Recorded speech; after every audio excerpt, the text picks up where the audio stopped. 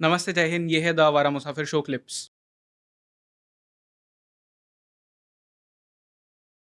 There is this term जो हमारे as के लोगों के बीच में बहुत आजकल चलता है which is called quarter life crisis. Quarter life या अच्छा। मिड तो लाइफ तो मिड सुनी लाइफ थी। क्राइसिस तो एक था ही, ये हाँ, अब क्वार्टर लाइफ मतलब क्राइसिस आ 25 गया की है। उम्र में। हाँ, 25 की उम्र में। And why? बिकॉज़ ये एक ऐसा एज है ना कि जहाँ पे आप पता ही नहीं है कि करें क्या, क्योंकि हम्म। एट वन हैंड जहाँ पे शायद आपका फर्स्ट जॉब है या प्रॉब्ली सेकंड जॉब होगा, उससे ज़्यादा तो नहीं होगा। आपके पास में पैसे आ रहे हैं, but then you are also spending it on so many things, क्योंकि आज नेटफ्लिक्स है, अमेजॉन प्राइम है, कॉफ़ी शॉप्स जाना है, मूवीज़ इतनी सारी आ रही है, आपको घूमना भी है, आपको शूज़ भी लेने हैं, कपड़े भी लेने हैं, कितना खर्चा है। सही कह रहे हो। तो क्वार्टर लाइफ क्राइसिस सबके लाइफ में आ रहा है। हम्म। बट हाउ डू यू, मतलब ये मनी के साथ में रिलेशनशिप लोगों का क्या होना चाहिए? How do you stop your self कि अगर मैं इतना कमा रहा हूँ तो इतना ही मैं स्पेंड करूंगा, बिकॉज वो आज पावर नहीं है। शायद मेरे पेरेंट्स के जनरेशन में वो पावर था कि हम इससे ज़्यादा नहीं खर्च करेंगे। हम्म। बट आई माई सेल्फ, मतलब कभी कभी वो मेरे साथ भी हो जाता है कि मतलब वो एक थोड़ा सा लालच आ ही जाता है कि अगर इतना आ रहा है इसमें से लेट्स स्पेंड लिटिल मोर, थोड़ा हम्म। रॉयल्टी अपने को मिल जाए। हम्म। तो how do you stop yourself? Hmm. देखो, बहुत बहुत हाई क्वालिटी क्वेश्चन है वैसे, and thanks for introducing me to this term called quarter life crisis.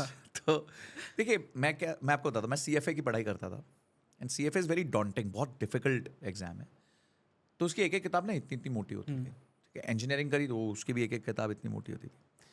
तो मैं ना ओवरवेलम हो जाता था कि अभी मेरे को समझो फाइनेंशियल रिपोर्टिंग एंड एनालिसिस का चैप्टर बुक पढ़नी है। 600 पेज की बुक है ना, टिक की टेंशन आ जाती थी। Everybody can correlate with this. जैसे आप 10 पेज जाओगे, समझो आपने 10 पेज पढ़ लिए कुछ कल, फिर आप है ना आगे के 590 पेज देखोगे और आपकी बैंड बजी रहेगी, यार ये, अरे यार अभी तो 590 पेज। तो मेरे एक दोस्त ने ना बड़ा अच्छा हैक निकाला था इसका। वो ना सारी मोटी बुक्स को चैप्टर वाइज फाड़ देता था। ठीक है, तो वो क्या, चैप्टर 1 की ये बुक है, चैप्टर 2 की ये बुक है, चैप्टर 3 की ये बुक है, चैप्टर 4 की। तो अचानक से वही 600 पेज की बुक 30 पेज की हो गई, 35 पेज की हो गई, 50 पेज की हो गई। ठीक है, depending upon the number of chapters. Life भी ऐसी है। ये जो क्राइसिस आती है ना, ये फ्यूचर की अनसर्टनिटीज़ की वजह से आती है। ठीक है, और प्रेजेंट में ना रहने की वजह से आती है। तो at any point of time, if you analyse your day, most of the time either you are thinking of the past और द फ्यूचर, कि भाई या तो पास्ट को लेके कुछ रिमोर्स होगा, कोई रिग्रेट होगा, कोई एक हैप्पी मोमेंट होगा, या फ्यूचर को लेके एंग्जाइटी होगी कि मेरा कल को क्या होने राइट। वाला, परसों को क्या होने वाला। Let me tell you, most of the things which you think, उनकी अकर करने की प्रोबेबिलिटी 1% से कम है। जो भी आप दैट इज ट्रू। सोच पाते हो, एंग्जाइटी बेस्ड चीजें सोच पाते हो, उनकी probability of occurrence is less than 1%। अगर ये हो गया तो पहले चेक तो करो कितनी में से कितनी बार होगा। तो पहले तो ये मिड क्राइसिस जो है ना, ये हमारी सेल्फ डिफाइंड क्राइसिस या सेल्फ इन्फ्लिक्टेड क्राइसिस है हमारे ऊपर। हमें कोशिश ये करनी चाहिए कि हम आज में जिए, आज का चैप्टर पढ़े और आज के चैप्टर को अच्छे से पढ़े। इससे आप खुश भी रहोगे और अपने गोल्स भी अचीव करोगे। राइट। ठीक है, पॉइंट नंबर 1 ये हो गया। पॉइंट नंबर 2 ये हो गया, मैंने आपको अभी बताया था टोल गेट। आपको लाइफ में टोल गेट्स डालने पड़ेंगे। अगर आप लाइफ में टोल गेट्स नहीं जाओगे, डालोगे, तो लाइफ हेवार होगी, उसमें कोई डाउट ही नहीं है ना। मतलब ये तो बहुत सिंपल सी बात है कि अगर आप जो क्या कहते हैं, अगर आप सुनो पानी को उबालोगे तो वो ठंडा थोड़ी होगा, तो गर्म ही होगा। करेक्ट। हाँ। बोलो नहीं यार मैं पानी को उबालूंगा और वो बर्फ बन जाए, दिस इज नॉट पॉसिबल। पानी उबालोगे गर्म होगा, वो हाथ जलेगा अगर डालोगे, और पानी ठंडा करोगे तो बर्फ बनेगी। मतलब ये तो वो सनातन सत्य है ना इस तरीके से। तो उसी तरीके अगर आप अपने टोल गेट्स, बनाए हुए टोल गेट्स नहीं फॉलो करोगे तो आप मरोगे। तो आप टोल गेट्स बनाओ। मैं बता रहा हूँ, हाँ सिंपल है लाइफ। मैं जैसे कहता हूँ कि आपकी औकात होनी चाहिए। औकात का मतलब क्या है? If you can buy twice you can buy once. ठीक है, अगर आपका आप मेरे को एक समझो फॉर एग्जाम्पल बर्बरी का शर्ट खरीदना है, तो मुझे बहुत पसंद है, तो I will go, I will check, अच्छा ठीक है 25,000 की शर्ट है, 30,000 की शर्ट है, ठीक है नो प्रॉब्लम। मेरा क्या इसकी वजह से मेरा इमरजेंसी फंड हिलेगा? नहीं। क्या मेरा इसकी वजह से म्यूचुअल फंड हिलेगा? नहीं। क्या मेरा कोई इस महीने ऐसा एक्सपेंस आ रहा है जो मेरे को पे ऑफ करना है जिसके लिए मुझे कुछ और नहीं? क्या मैं यही शर्ट 2 बार खरीद सकता हूँ? हाँ, तो ले लो, खत्म, मुद्दा ही खत्म हो गया ना। बट यही आप पे ईएमआई चल रही है, आप पे इमरजेंसी फंड क्रिएट नहीं हुआ, आपने इन्वेस्टमेंट स्टार्ट नहीं करी, और अब आप बर्बरी की शर्ट या आईफोन लेने जा रहे हो, तो देन इट्स रॉन्ग। राइट। फिर डोंट ब्लेम अदर्स कि मेरे पास पैसे नहीं बचते, ये नहीं होता, इसके मेरी तो तनख्वाह कम है। मैंने 25,000 वालों को भी खुश देखा है और 2.5 लाख वालों को भी रोते हुए देखा है। ये सिर्फ आपके मनी हैबिट्स हैं जो आपको लाइफ में आगे लेके जाते हैं. टोल गेट्स क्रिएट करो, रूल्स बनाओ. Rule could be as simple as luxury पे मैं अपनी तनख्वाह का 20% से ऊपर नहीं खर्च करूंगा, या BNPL पे बाय नाउ पे लेटर की EMI पे 10% या 15% से ऊपर नहीं डालूंगा. अब वो 10-15 अपनी तनख्वाह इतनी बड़ी कर दो कि वो 10-15% बहुत बड़ा जाए. राइट. हाँ. अगर आपने 3 लाख रुपए की तनख्वाह कर ली महीने की, तो आपके पास 45,000 रुपए गए. जो करना है करो.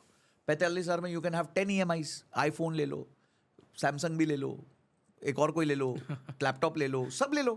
Because then you can afford, because your income has grown. Nobody in this world should enjoy on debt. बिल्कुल, बहुत क्लियर हूं मैं. इंजॉयमेंट और डेट साथ में नहीं चल सकते. आपका खत्म होना तय है, निश्चित है. तो टोल गेट्स क्रिएट करो, रूल्स बनाओ गेम के. इतना इधर जाएगा, इतना इधर जाएगा, इतना इस बकेट में जाएगा, इतना जाएगा, ये बचेगा, इतना होना चाहिए. बस गेम इज ओवर. हाँ, अब नहीं कर पा रहे हो, स्ट्रेस मत लो, अपनी इनकम बढ़ाओ. सो हियर आई थिंक फिर वो आपने जो पहले एक पॉइंट कहा था which we need to stress upon, कि आपके अर्ली 20s में शायद आपका इन्वेस्टमेंट का एक बड़ा chunk should be on your self investment. Absolutely. क्योंकि वहीं से आपके स्किल्स बढ़ेंगे, वहीं से वो आप कंपाउंड करना सीखोगे. Yes yes yes. देखो, हमारे साथ ना एक स्कैम हो गया बहुत बड़ा.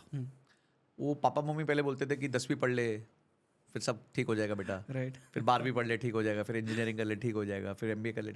सो वी वर ऑलवेज कंडीशनड कि this is the last bit of education we need. And then you finished, या तो आपने ग्रेजुएशन करी होगी या पोस्ट ग्रेजुएशन करी होगी, आपको लगा हाँ हो गया, 22 साल से पढ़ रहा हूँ, 20 साल से पढ़ रहा हूँ, अब दैट्स इट, अब नहीं होगा.